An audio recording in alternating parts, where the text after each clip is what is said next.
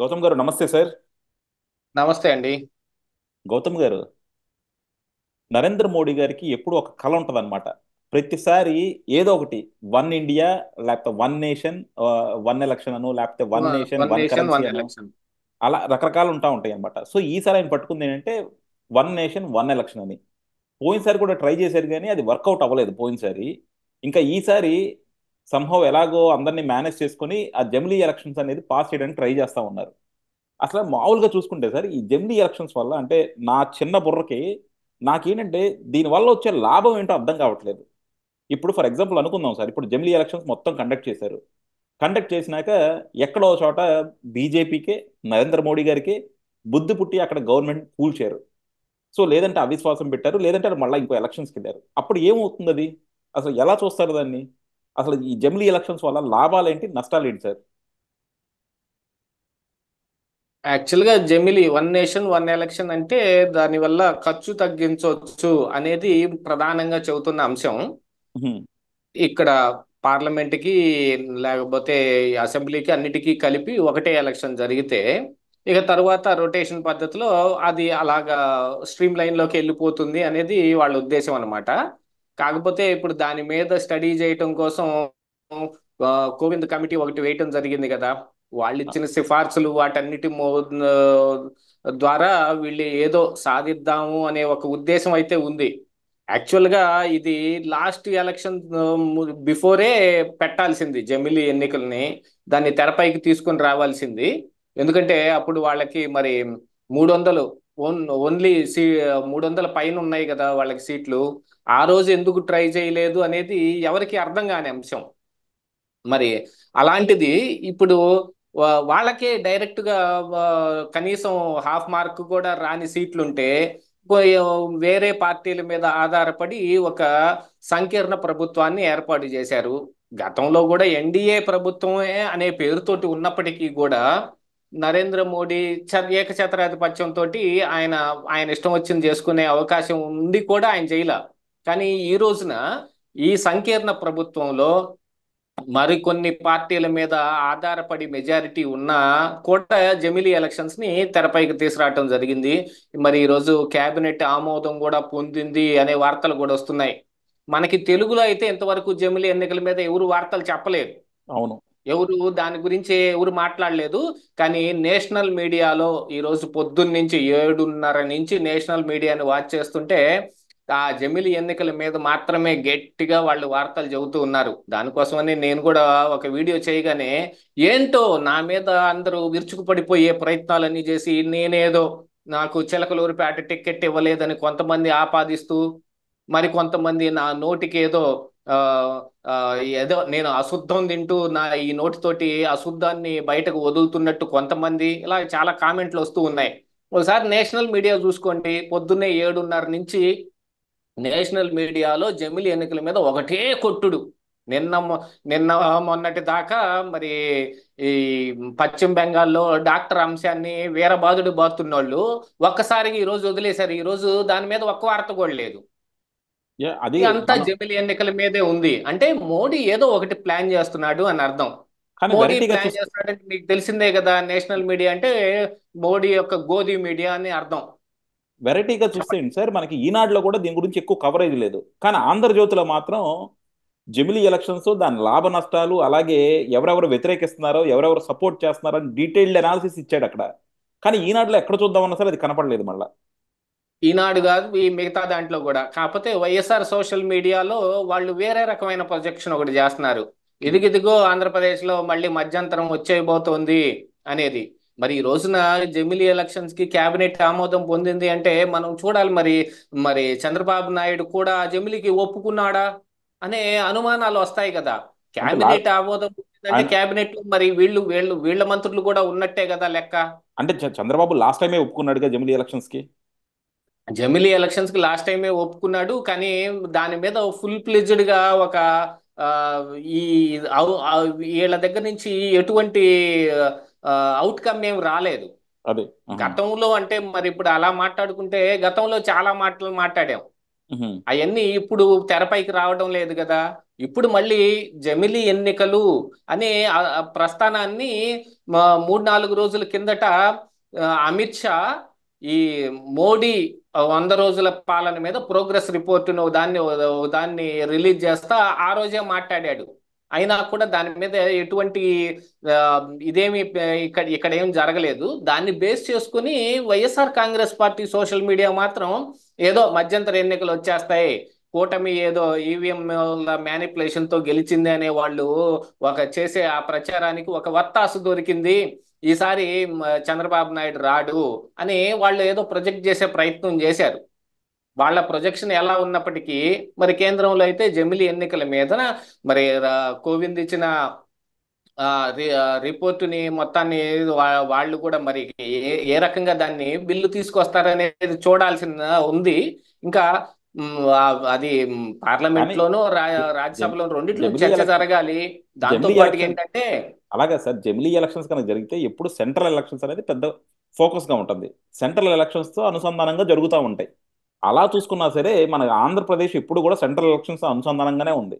So ఆ ఆ పరిధి చూసుకున్నా సరే మనకి మినిమం చూసుకున్నా సరే ఇంకో 4 ఇయర్స్కో 5 ఇయర్స్కోనే వస్తాయి ఎలక్షన్స్. వీళ్ళు అనుకున్నట్టు 2 సంవత్సరాలకు 3 సంవత్సరాలకు మోడీ తన నెత్తి మీద తనే భస్మాసుర హస్తం పెట్టుకోడుగా. అంటే ఈ జమిలీ ఎన్నికలు ఎప్పుడు 29 దాకా ఇప్పుడు బిల్లు చేసేసి దాన్ని ఆమోదింప చేసుకొని 29 దాకా ఆగాల్సిన పని ఉంటుందంటారా? ఇప్పుడు ఏమో ఆయన నెత్తి మీద ఆయన ఏది ఎందుకు చెప్పలేము, చేయబెట్టుకుంటాడు? ఆగొచ్చు కూడా. ఇప్పుడు బిల్లు పాస్ చేస్తే వెంటనే ఎలక్షన్ పెట్టాలని లేదుగా. అయ్యని ఇప్పుడు పెట్టాలని లేదు, కానీ ఉమ్, పెట్టాలని ఉద్దేశం లేకపోతే ఇప్పుడు ఇంత అర్జెంటుగా బిల్లు తీసుకొని రావాల్సిన అవసరం ఏముంటుంది? అవును. ఇప్పుడు అంటే దానికి మనం ఇంకోటి చూడొచ్చు, కొన్ని కొన్ని స్టేట్ ఎలక్షన్స్ ని ప్రొలాంగ్ చేయొచ్చు అనమాట. ఇప్పుడు ఏ అయితే కొన్ని ఒక కొన్ని స్టేట్ ఎలక్షన్స్ ని ప్రొలాంగ్ చెయ్యొచ్చు. ఇందులో ఆ, యాక్చువల్ గా ఏంటంటే కొన్ని రాజ్యాంగ సవరణలు కూడా జరగాల్సిన అవసరం ఉంది. ఈ ఉమ్, రాజ్యాంగ సవరణలు జరగటం అనేది కానీ దాంతో పాటుగా ఏంటంటే ఆ, కేంద్రం రాష్ట్ర ప్రభుత్వాల యొక్క ఉద్దేశాలను కూడా దృష్టిలో పెట్టుకోవాలి, వాళ్ళ అనుమతులు కూడా పొందాలి అని అంటే మరి కోవింద్ ఈ రోజు కుండబద్దలు కొట్టేశాడు, రాష్ట్ర ప్రభుత్వాలతోటి పనే లేదన్నట్టుగా. ఉమ్, మరి దాన్ని ఏం చేస్తారు? యాక్చువల్ గా ఏంటంటే రాజ్యాంగంలో ఉన్న సూత్రాలని ఇది ఏదన్నా మార్చుకునే అవకాశం ఉంటే అమెండ్మెంట్ చేసుకునే అవకాశం చాలా ఉంది, కానీ మౌలిక సూత్రాలకి దెబ్బేదన్నా తగిలిందంటే మళ్ళీ కోర్టులు అడ్డం పడే అవకాశం ఉంది. వీళ్ళు ఎంత ఏం చేసినప్పటికీ గాను రాజ్యాంగంలో మౌలికంగా ఉన్న కొన్ని సూత్రాలని అంటే ఆ, మరి ఉమ్, ఒక మనిషికి ఉన్న మానవ హక్కుల ఉల్లంఘన ఏదన్నా జరిగినప్పుడు కానీ లేకపోతే మిగతావి ఏదైనా సరే ఇప్పుడు ఆ, రిజర్వేషన్ల అంశంలో కానీ ఏదో ఒక దాంట్లో కోర్టులు కూడా కొంచెం అడ్డం పడే ఆపే అవకాశం ఉంటుంది. ఇప్పుడు ఆ రాజ్యాంగ సవరణలు చేసేటప్పుడు ఏదైనా మౌలిక సూత్రాలకి ఏదైనా సరే భంగం వాటిల్లితే మరి కోర్టులు కలగజేసుకునే అవకాశం కూడా ఉంది కదా. మరి దాని గురించి ఏమన్నా ఇప్పుడే తీసుకొచ్చి దాన్ని అన్నిటినీ కూడా తప్పించుకొని ముందుకెళ్దాము అని అనుకుంటున్నారా? దీంతో పాటుగా ఏంటంటే జమిలీ ఎన్నికలు కళ మోడీ అమిత్ షాలదే. బీజేపీ పార్టీ కూడా అంత గట్టి, మిగతా పార్టీలో అంతా ఎవరు అంత గట్టిగా పట్టుకోలేదు. కానీ 29 ఎన్నికల దాకా మోడీ ఆ ఆ తరువాత కూడా ఆయనే కంటిన్యూ అవుతాడనే సూచనలు ఏదైనా చెప్పడానికి ప్రయత్నం చేస్తా ఉన్నారా? లేదు, జమిలి మీద మేము గట్టిగానే ఉన్నాం, మాది ఇప్పుడేం సంకీర్ణ ప్రభుత్వం అని మేమేం తక్కువ కాదు, మా హోల్డ్ గట్టిగానే ఉందని చెప్పుకోవడానికి ఇప్పుడు జరుగుతున్న ఈ 4 రాష్ట్రాల ఎన్నికలు, ఆ తరువాత వచ్చే సంవత్సరంలో జరిగే మరికొన్ని ఎన్నికలు, మరి తమిళనాడుకి, పశ్చిమ బెంగాల్కి, ఇట్లా మరికొన్ని జరగాల్సి ఉన్నాయి, బీహార్కి, ఆ తరువాత మళ్ళీ ఉత్తరప్రదేశ్కి, ఇలా కూడా ఉన్నాయి. మరి వాటన్నిటిని ఏంది ప్రొలాంగ్ ఎలా చేయగలుగుతారు? ఎంత దూరం ప్రొలాంగ్ చేసే అవకాశం ఉంది? లేదు, ముందుగానే ఇదిగో మేము ప్రభు మా గవర్నమెంట్ ని డిజాల్వ్ చేసేస్తున్నాం, ఇక ఈ జమిలి ఎన్నికలు పెడుతున్నాం, ఇక ఎవరున్నా సరే మొత్తాన్ని క్లోజ్ చేసేసి జమిలికి వెళ్లాల్సిందే అని 2 సంవత్సరాల్లోనే జమిలికి వెళ్తారా అనేది ఏది ఒక క్రిస్టల్ క్లియర్ గా దేని మీద ఒక ఆ, నిర్దిష్టమైన ఒక సూత్రానికి రాలేం. కానీ ఎందుకు తీసుకొచ్చారు, ఇప్పుడు ఎందుకు తీసుకొచ్చారు, ఇంతకు ముందు 10 సంవత్సరాలు బట్టి మాట్లాడుతున్న మాటని ఇప్పుడు 11వ సంవత్సరం అమలుకి ఎందుకు తీసుకొచ్చారు అనే దాని మీదనే మనం ఎక్కువ దృష్టి పెట్టాల్సిన అవసరం ఉందనేది నా ఒక ఉద్దేశం. ఇప్పుడు తెచ్చారు అని అంటే వెనకటి చెప్పిన సామెతే, ఊరకరారు మహానుభావులు, ఏదో ఒక పని మీదే వస్తారన్నట్టుగా ఏ పని ఊరక చేయరు కదా వాళ్ళు. మొన్న చూడండి, వక్ఫ్ బోర్డు బిల్లుని మ- ఆ దాన్ని చర్చకు వెళ్లాల్సి వచ్చింది. మరి అలాంటిది ఇప్పుడు జమిలి పెట్టి మళ్ళీ చర్చకు వెళ్తారా? అసలు ఇక్కడ మరి ఏదైనా మరి రాజ్యాంగ సవరణ చేయాలంటే 2/3 మెజారిటీ అవసరమైన పరిస్థితులు ఉన్నాయి ఈ రోజున. మరి దానికి ఏం చేస్తారు? 2/3 మెజారిటీ ఇస్తారా? ఒక పక్కన కాంగ్రెస్ పార్టీ ఖచ్చితంగా దాన్ని వ్యతిరేకిస్తానే ఉంది. ఈరోజు మల్లికార్జున్ ఖర్గే కూడా క్లియర్ స్టేట్మెంట్ ఇచ్చాడు, ఈ జమిలి అంతా మోడీ ఆడుతున్న నాటకం, మోసం అని. దాని మీద వాళ్ళు ఎటువంటి వాళ్ళ తరపు నుంచి ఎటువంటి సహకారం అందదు. పోనీ మిగతా ఇండియా కూటమిలో ఉన్న సభ్యులు ఎవరైనా సరే మోడీకి వత్తాసు పలికే వాళ్ళు ఎవరు ఉన్నారా? మమతా బెనర్జీ కావచ్చు, స్టాలిన్ కావచ్చు, లేకపోతే మిగతా సమాజ్వాదీ పార్టీ కావచ్చు, ఆర్జేడీ కావచ్చు, ఎవరన్నా ఉన్నారా? కానీ 80% మంది జమిలీకి ఇష్టం చూపించారు అని కోవింద్ ఈ రోజు రిపోర్ట్ ఇచ్చాడు. మరి ఆ 80% మంది పార్టీలు ఎవరు? కౌంట్ చేసుకుంటే ఈ ఇండియా కూటమిలో ఉన్న బలమైన సింగిల్ పార్టీలే. లెక్కలో పెట్టుకుంటే ఉన్న 200 పార్టీల్లో బలంగా ఉన్న ఒక 10-15 పార్టీల్లో మరి బీజేపీ, తెలుగుదేశం, లేకపోతే ఆ, సమాజ్వాదీ పార్టీ, ఇట్లా కొన్నిటిని తీసుకున్నాం అనుకోండి, ఎన్డీఏలో చాలా తక్కువ శాతం ఉన్నాయి బలమైన పార్టీలు. ఇండియా కూటమిలో బలం ఎక్కువ ఉన్న వాళ్ళు ఉన్నారు. కాంగ్రెస్ కావచ్చు, మమతా బెనర్జీ కావచ్చు, స్టాలిన్ కావచ్చు, అరవింద్ కేజ్రీవాల్ కావచ్చు, మరి లో అఖిలేష్ యాదవ్ కావచ్చు, మరి లాలూ ప్రసాద్ యాదవ్ కావచ్చు, అదే వాళ్ళ ఆర్జేడీ పార్టీ కావచ్చు, ఇలా చాలా మంది ఉన్నారు. వీళ్ళందరూ ఆ, మరి ఒప్పుకున్నారా? ఆ 80% మందిలో వీళ్ళు ఎవరన్నా ఉన్నారా? మరి 80% మంది ఆమోదం తెలిపారు అని ఎలాగిచ్చారో అర్థం కాలేదు. ఎందుకంటే 200 పార్టీల్లో మాకు 150 పార్టీలు ఉన్నాయి అని అంటే, సింగిల్ పార్టీలు ఇప్పుడు ఎన్డీఏలో చూడండి, పేరుకి ఒక వరుస పెద్ద లిస్టే ఉంటుంది, అందులో అంతా సింగిల్ సీట్ గాళ్లే. అందరికి వాళ్ళల్లో ఒక్కొక్కడికి మంత్రి పదవి కూడా ఇచ్చిన ఏ దాఖలాలు కూడా చాలా ఉన్నాయి వాళ్ళందరినీ. అప్పుడు ఉన్నాడు కదా ఒక ఆయన, కరోనా వచ్చినప్పుడు go corona go, go corona go అని పాటలు పాడిన ఆయన. ఆ పార్టీ మొత్తంలో ఆయన ఒకటే గెలిచేది, ఆయన ఒకటికి మాత్రం మంత్రి పదవి వస్తుంది. ఆ పార్టీ మద్దతు ఇచ్చిందంటే దాన్ని కూడా కౌంట్లో వేసుకుంటారా? 80% మంది అంటే ఎవరు ఇచ్చారు? అసలు దీంతో పాటుగా మరి పార్టీల అభిప్రాయం ఓకే, తీసి పక్కన పెట్టండి, ప్రజాభిప్రాయం ఏమిటి? దాని మీద ఏదన్నా నిర్ణయం తీసుకున్నారా? దాని మీద దాని మీద ఏమన్నా సర్వేలు చేయటం ఏమన్నా జరిగిందా రామ్నాథ్ అంటే కోవింద్? ఏం అంటే ప్రజలు చేయలేదు కదా. అంటే ప్రజలకి పెద్ద తెలివితేటలు లేవు అన్నది మోడీ గారి ప్రగాఢ నమ్మకం కదా. ఆయన ఆయన జిఎస్టీ తెచ్చినప్పుడైనా, లేకపోతే ఆయన డిమానిటేషన్ తెచ్చినప్పుడైనా, మిగతా ఏ తెచ్చినప్పుడైనా సరే అసలు అధికారులనే కన్సల్ట్ చేయడు, మంత్రివర్గాన్నే కన్సల్ట్ చేయడు, ఇంకా ప్రజల దాకా ఎక్కడ వస్తారు సార్ వీళ్ళు? మరి ఈ ఈ ఈ ఈ అంశాలన్నిటినీ ఏ రకంగా చూడాలనేది కూడా చూడ మనం ఒకసారి అన్నిటినీ దృష్టిలో పెట్టుకోవాలి. ఈ జమిలి ఇప్పుడు వీళ్ళు ఏదో కేంద్ర కేబినెట్ ఆమోదం పొందింది కదా అని చెప్పి అది ఖచ్చితంగా అవుతుందని ఎవరు చెప్పటానికి వీలు కాని అంశం ఇది. కానీ దీని వెనక మోడీకి ఉన్న ప్లాన్ ఏమిటి అది ఒకసారి డీకోడ్ చేసుకోవాలి, ఆ మోడీ యొక్క ఉద్దేశం ఏమిటని. నాకు అందుతున్న దాని ఫ్రీక్వెన్సీ ప్రకారంగా నాకు అందుతున్నది ఏంటయ్యా అంటే, ఇలాంటి సంకీర్ణ ప్రభుత్వాన్ని కొనసాగించే ఉద్దేశం మోడీకే లేదు. ఏమిటయ్యా, వాళ్ళు ఏదో అనుకుంటారు, వీళ్ళు ఏదో అనుకుంటారు, మనం ఏది కరెక్ట్గా నిర్ణయం, మన సొంత నిర్ణయం మనం ఏది తీసుకోలేం, ఎలాగోలా దీన్ని తొందరగా వదిలిచ్చేసుకుందాం అనే ఉద్దేశం మోడీలో వచ్చింది అనేది నా యొక్క ఉద్దేశం. నెక్స్ట్ టర్మ్ కూడా ఆయన ప్రధానమంత్రి అవ్వాలి అనేది కూడా ఆయన అనుకుంటున్నట్టుగానే దీని ప్రకారంగా మనకు అర్థం అవుతా ఉంది. అలాగా సార్ ఎందుకంటే ఈసారే మరి వయసు అయిపోయిన వాళ్ళందరినీ పంపించేయాలని అద్వానీ లాంటి వాళ్ళందరినీ ఇంట్లో కూర్చోబెట్టేశారు కదా. మరి ఈసారి ఈయనేమన్నా బాలా కుమారుడా? అయ్యా ఈసారే ఆయన పెద్ద గట్టి మెజారిటీ లేదు. మళ్ళీ ఇప్పుడు తొందరగా ప్రభుత్వాన్ని పతనం చేసి మళ్ళా ఎలక్షన్కి వెళ్తే ఎంతకన్నా గొప్ప మెజారిటీ వస్తుందా? ఇంతకన్నా గొప్ప మెజారిటీ వచ్చే అవకాశం ఏం కూడా లేదు. ఇక ఆ, ఇంకా యాక్చువల్ గా చెప్పాలి అని అంటే, ఈ జమిలి ఎన్నికలు పెట్టి ముందస్తుగా గనక వచ్చారు, మధ్యంతరంలోనే ఎన్నికలు వచ్చినాయి అని అంటే, అప్పనంగా ఈ గవర్నమెంట్ తీసుకెళ్లి ఇండియా కూటమి చేతిలో పెట్టేసినట్టే. దాంతో పాటుగా మరి ఈ రాష్ట్రాల్లో ఇప్పుడున్న ఈ ప్రభుత్వాలను కూడా ఏం చేస్తారు? ఈ ఏ ఇలా ప్రతిసారి ఎలక్షన్కి వెళ్ళేటప్పటికి ఏం దెబ్బ తగులుతుందో చెప్పలేం కదా. ఉమ్. యాక్చువల్గా ఇప్పుడు చెప్పాలి అంటే, మొన్న ఆంధ్రప్రదేశ్ రాష్ట్రంలో జరిగిన ఈ అంశాలు బట్టి చూస్తే జగన్మోహన్ రెడ్డి మీద ఉన్న వ్యతిరేకతే వీళ్ళని ఇంత రేంజ్లో గెలిపించింది. ఎందుకంటే ప్రతిపక్షంలో ఉండి ఎవరేం చేయగలుగుతారు చెప్పండి? ఉహు. ప్రతిపక్షంలో ఉన్న వాళ్ళు ఎప్పుడైనా సరే అధికార పక్షంలో ఉన్న వాళ్ళు చేసే తప్పుల్ని ఎత్తు చూపించి అదిగో వాళ్ళు ఈ తప్పులు చేస్తున్నారు మేముంటే జరగదని చెప్పుకోవటం తప్ప ఏముండదు. కానీ దెబ్బ ఎవరి వల్ల తగిలిద్ది? అధికారంలో ఉన్నవాడి వల్ల తగిలిద్ది. జగన్ ఎంత గట్టిగా కొట్టాడో అంత గట్టిగా మరి అపోజిషన్ గెలుస్తుంది. ఏది ఇప్పుడు పొజిషన్ లో ఉన్నారులే వాళ్ళు. కానీ వీళ్ళు అధికారంలోకి వచ్చిన తర్వాత వీళ్ళ మీద కూడా అసంతృప్తి చిన్నగా రేగింది కదా. పార్టీ పరంగా కావచ్చు, ప్రజల్లో కావచ్చు. ప్రజల్లో ఇప్పటికే వ్యతిరేకత వచ్చిందని నేను చెప్పను కానీ వ్యతిరేకత వచ్చే అవకాశాలు మెండుగా కనిపిస్తున్నాయి. ఎందుకంటే ఏ విషయంలోనూ సరైన నిర్ణయం తీసుకోలేకపోతున్నారు ఇప్పుడు ఆంధ్రప్రదేశ్ రాష్ట్రంలో ఉన్న కూటమి ప్రభుత్వం. వాలంటీర్లను చూడండి, ఇంతవరకు వాళ్ళ విషయం ఏమీ తేల్చలేదు. అసలు వాళ్ళ గురించి ఎందుకు తేల్చాలి సార్? వాలంటీర్లు ఎందుకు తేల్చాలి వాళ్ళని? నాకు అర్థం కాని విషయం అసలు మామూలుగా. తీసేయండి పోనీ. అసలు ఎందుకు చెప్పాలి?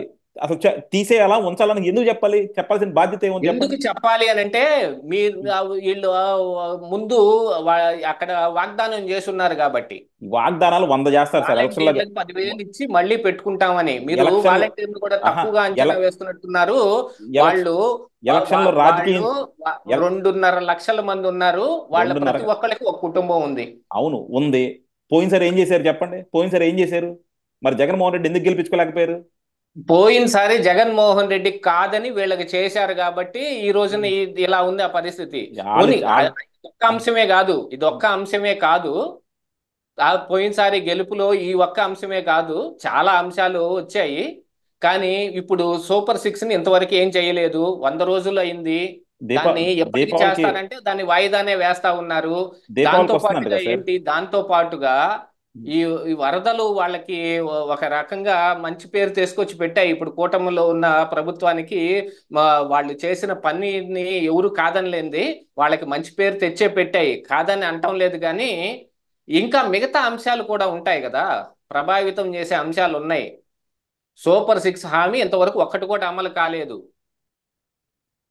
ఆ విషయం కూడా గుర్తుపెట్టుకోవాలి. చాలా వరకు ఎదురు చూస్తారు ప్రజలు. 1 రూపాయి ఎక్కడైనా మనకి ఫ్రీగా వస్తుందంటే 10 రూపాయలు ఖర్చు పెట్టుకొని వెళ్ళే వాళ్ళు కూడా ఉన్నారు మన ఆ, బ- ఇదే ప్రజల్లో. ఆ విషయాన్ని కూడా మనం గుర్తుపెట్టుకోవాల్సిన అవసరం ఉంది. దాంతో పాటుగా ఏంటంటే ఇప్పుడు అమరావతి కావచ్చు, పోలవరం కావచ్చు, ఇప్పుడు శ్వేతపత్రాలు రిలీజ్ చేసిన తర్వాత ప్రజలందరికీ ఏం అర్థమైంది చెప్పండి? అర్థమైన అంశం ఏమిటి? జగన్మోహన్ రెడ్డి రాష్ట్రాన్ని ఎంత దోస్తాడు అనేది ఒకటి అర్థమైంది. ఎంత దోచేశాడు అని వాళ్ళు చెప్పదలుచుకున్నారు. ఉహు, అందులో మరొక అంశం కూడా అర్థమవుతున్నది ఒకటి ఉంది. ఉహు. వీటన్నిటిని ఈ ఈ 5 సంవత్సరాల్లోనే పూర్తి చేయటం కష్టం అని కూడా చెప్పకనే చెప్పినట్టు అయింది. అందులో అది అర్థం అవ్వలేదా? అంటే ఎక్స్పెక్టేషన్ అది క్లియర్గా సెట్ చెప్పలేదా? చేసినట్టు కదా, ఎందుకంటే అది జగన్మోహన్ రెడ్డి చంద్రబాబు నాయుడు గారు ఆ మాట చెప్పలేదా? అదే ఎక్స్పెక్టేషన్ క్లియర్గా సెట్ చేసినట్టు కదా, ఎందుకంటే ఆ జగన్మోహన్ రెడ్డి. ఎక్స్పెక్టేషన్ క్లియర్ గా సెట్ అయినట్టుగా కాదు, వస్తే ఉమ్, గాడిలో పెడతాం అని ముందు చెప్పి ఈ రోజు గాడిలో పెట్టడం కొంచెం కష్టంగా ఉంది, మేము లాంగ్ రన్ చాలా పొడుగు సుదీర్ఘమైన సమయం తీసుకుంటామని చెప్తున్నారు. ఆహా కానీ మొత్తం మ్యాండేట్ 5 సంవత్సరాలే, మళ్ళీ అవును, ఎన్నికలు వస్తాయి. మొత్తం నాశనం చేసేస్తే మరి అన్ని సర్దుకోవడానికి టైం పడుతుంది కదా సార్ మరి. మొత్తం నాశనం అయిన సంగతి ముందు తెలియదా? ముందు తెలుసు, అందుకే కదా ముందు ఈ తెలుసు కదా. గాడిలో హామీలు పెడతా. ఇచ్చేటప్పుడు కూడా తెలుసుకోవాలి. అవును, గాడిలో పెడతానికే కదా అడిగింది. గాడిలో పెడతారు, గాడిలో పెడతారు అనే అంశాన్ని మీరు చెప్పుకునే వచ్చారు, కాదని అంటం లేదు. గాడిలో పెట్టడానికి ఎంత సమయం కావాలి అనేది కూడా మీరు ఆ ముందుగా ఆలోచించుకొని ఉండాలి కదా. ఆలోచి ఇదన్నీ మన చర్చతోటి ఏం తేలేదు కాదండి. ఇదన్నీ మన చర్చతోటి ఏం తేలేదు కాదు. రేపు జనాలు ఓట్లేసే దాన్ని బట్టి తేలుతుంది. మీరు అనుకున్నది రైట్ అవుతుందా, నేను అనుకున్నది రైట్ అవుతుందా అని. ప్రజలు ఎటు సైడ్ అయినా మారిపోవచ్చు. మారిపోతే అక్కడ ఒక ఆప్షన్ ఒకటి ఉంది. ఇక్కడ సింగిల్ చాయిస్ ఆప్షన్ కాదు, ఇది మల్టిపుల్ చాయిస్ ఆప్షన్స్ ఉన్నాయి. మారిపోతే అని అనుకుంటే దాని మీద కూడా చర్యలు తీసుకోవాల్సిన అవసరం ఉంది కదా. అలాగనే దాంతో పాటుగా ఇప్పుడు ఈ కూటమి ప్రభుత్వం మీద మరొక అపవాదు కూడా ఉంది. చాలా మంది అనలిస్టులు కూడా అదే విషయాన్ని పదే పదే నొక్కి వక్కాణించి చెబుతున్నారు. ఈ అధికారంలో వచ్చిన దగ్గర నుంచి ఇప్పటి వరకు అధికారుల్లో ఎటువంటి మార్పు రాలేదు. అధికారులు ఆ ఆ రోజున ఇది వీళ్ళందరూ గందరగోళం చేసేశారు. ఇది వీళ్ళందరూ తాట తీసేస్తానన్న ఏ అధికారుల్ని వీళ్ళు మార్చలేకపోయారు. ఇది వేరే దాన్ని టాపిక్ బట్టి వచ్చేద్దాం వీళ్ళ సార్. వీళ్ళ క్యాపబిలిటీ ఏంటి అనేది కూడా అర్థం చేసుకుంటారు కదా ప్రజలు. ఉహు. యా. వాటన్నిటిని దృష్టిలో పెట్టుకోవాలి. ఇది ఇప్పుడు ఎన్నికలకు వస్తే కనుక, ఎన్నికలు అంటే నాకు తెలిసి ఇది ఏం వర్కౌట్ అయ్యే అంశం ఏం కాదు. జమిలి ఎన్నికలు అసలు వర్కౌట్ అయ్యే అంశం ఏం కనిపించటం లేదు. దీన్ని ఎలాగైనా సరే, అసలు రాహుల్ గాంధీని చూసే భయపడి ఆ, మా ప్రధాని ఏం మాట్లాడకుండా పోతూ ఉంటే ఈ బిల్లుని తీసుకొచ్చి అక్కడ పెట్టి ఎలా నెగ్గించుకొని వెళ్తాడు చెప్పండి. నెగ్గించుకొని వెళ్ళగలిగితే మొన్న వక్స్ బోర్డు బిల్లునే నెగ్గించుకొని వెళ్ళేవాడు. అలాంటిది ఏం లేదు ఇక్కడ. జమిలి ఎన్నికలు అనేది ఒక ఒక తాల్మేలు, దీనికోసం ఏదో ఒక ఇన్నర్ ఉద్దేశాలు పెట్టుకొని బయటకు దీన్ని ఎక్స్పోజ్ చేస్తా ఉన్నారు. ఇప్పుడప్పుడే మధ్యంతరం రాదు, వాగేటి మెట్ట ఏమీ రాదు, వచ్చే అవకాశం ఏం లేదు. ఈ జమిలి ఎన్నికలు అనేది ఎందుకు పనికిరాని అంశమే. కానీ అవును. దీనితోటి వాళ్ళు ఏం చేద్దాం అనుకుంటున్నారు ఒకసారి మనం గ్రహించాలి కదా, వాళ్ళ డైవర్షన్. ఉద్దేశం ఏంటనేది. చెప్పండి సార్. అది నేను చెప్పొచ్చేది ఓకే. ఏంటంటే, యా. ఈ జమిలి ఎన్నికలతోటి వాళ్లకున్న ఉద్దేశాలు ఏమిటనేది మనం గ్రహించాలి. ఆ అవును. గ్రహించినప్పుడు ఈ మోడీ, ఈ అమిత్ షా ఆంధ్రప్రదేశ్ రాష్ట్రానికి ఏం వరకు పెడతారు అనేది కూడా ఇక్కడ అండర్ కరెంట్ గా మనం అర్థం చేసుకోవాల్సిన అంశం. యా, చూద్దాం సార్. డెఫినెట్గా ఏంటంటే ఇప్పుడు మోడీ గారు ఏంటంటే ఈ ప్రతిసారి కూడా ఆయన మార్క్ ఏదో చూపించాలనుకుంటారు. సో అలా జమిలీ ఎలక్షన్స్ మీద ఆయన ఎప్పటి నుంచో ప్రగాఢంగా దాన్ని ఇంప్లిమెంట్ చేయాలని చెప్పి చాలా స్ట్రాంగ్గా కోరుకుంటా ఉన్నారు. కానీ అది అంత ఈజీ కాదు ప్రాక్టికాలిటీలో. ఎందుకంటే మోడీ గారు ఏమి తీసుకొచ్చినా సరే రియాలిటీలోకి వచ్చేదానికి అందరూ కూడా తలపడతానే ఉన్నారు. అది జిఎస్టీ కావచ్చు, డిమానిటేషన్ కావచ్చు, ఇంకేదైనా తీసుకుంటే. సో ఈ ఇది కూడా ఎందుకు అలాగే. రామ్ రామ్ మందిర్ అంశమే చాలా అటర్ ఫ్లాప్ అయిపోయింది.